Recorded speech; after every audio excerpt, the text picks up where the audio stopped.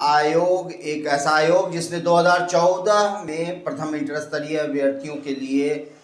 Vacancy निकाली और उसकी प्रक्रिया 2014 से 2021 के अंत तक चल रही है। और ऐसे में सवाल उठता है कि जब रिजल्ट जारी किया है काउंसलिंग के लिए बीएसएससी ने लगभग 8 साल के बाद, तो जहां वैकेंसी करीब 13,000 है, वहीं जो काउंसलिंग के लिए जो लिस्ट जारी की गई है वो 14,400 के आसपास अभ्यर्थियों की लिस्ट है। ऐसे में सवाल ये उठता है बीएसएससी से कि आखिर क्या वजह है कि काउंसलिंग के लिए इतने कम लोगों को बुलाया गया है। जहां अगर हम बात करें 1218 उन नए अभ्यर्थियों की जिनकी का पीटी का रिजल्ट बीएसएससी ने अपनी गलती मानते हुए 1218 रिजल्ट दिया था, और उनका जब उनके लिए जब मेंस की परीक्षा की बात हुई, मेंस के लिए फॉर्म भरा गया, तो 1218 में सिर्फ 900 अभ्यर्थियों ने मेंस के लिए फॉर्म फिलअप किया। और हम बात करें जब मेंस के रिजल्ट की तो 727 मेंस के रिजल्ट हुए। ऐसे में जहां इस तरह से रिजल्ट आने के बाद अभ्यर्थियों ने इतना कम आवेदन दिया मेंस के लिए, वैसे में एक सवाल ये खड़ा होता है कि आखिर कैसे बीएसएससी ने जो अपने शॉर्टलिस्टेड अभ्यर्थियों की जो लिस्ट जारी की है वो 13,100 कुछ के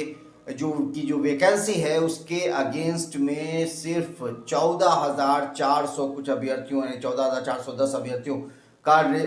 रिजल्ट जारी किया है और उन्हें काउंसलिंग के बुलाया है। तो सवाल ये खड़ा होता है बीएसएससी से कि इतने कम लोगों को बुलाया जाना और उनकी काउंसलिंग कराई जाने से क्या लगता है कि जो वैकेंट सीट है यानी जो रिक्त पद है वो भर पाएंगे? क्योंकि सवाल ये उठता है कि इन 8 सालों में कितने ऐसे अभ्यर्थी होंगे जिनकी नौकरी कहीं दूसरी जगह लग गई होगी। कई प्राइवेट फर्म में कुछ हो सकता है बेहतर काम करने लगे होंगे, कई लोग ने किसी और कॉम्पिटिटिव एग्ज़ाम को पास किया होगा, कई लोग ऐसे भी होंगे जिन्होंने इन तैयारी के सिलसिले और नौकरी की होड़ में नहीं लगे रहने का फैसला लिया होगा, और हो सकता है कि वो बिजनेस के क्षेत्र 14,410 के आसपास जो ये रिजल्ट दिया गया है उसकी काउंसलिंग कराई जाएगी। और इनकी काउंसलिंग होने के बाद जो 13,000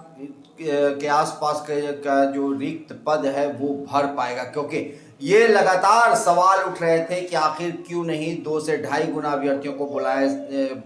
बिहार कर्मचारी चयन आयोग। वैसे में जहां 2 से ढाई गुना की आवाज़ हो रही थी, वहां 1.5 गुना अभ्यर्थियों को भी नहीं बुलाया गया है। अब सवाल ये उठता है कि जब इतने कम लोगों के लिए अगर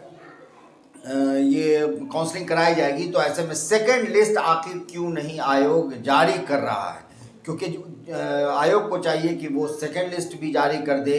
क्योंकि जो अभ्यर्थी इसमें अपियर नहीं होंगे वो सेकंड लिस्ट में आए अभ्यर्थी को फिर काउंसलिंग में बुलाकर उनके हिसाब से ये रिक्त पद भरे। क्योंकि किसी भी हाल में जो रिक्त पद है उसे खाली नहीं रहना चाहिए, और जो जेन्युइन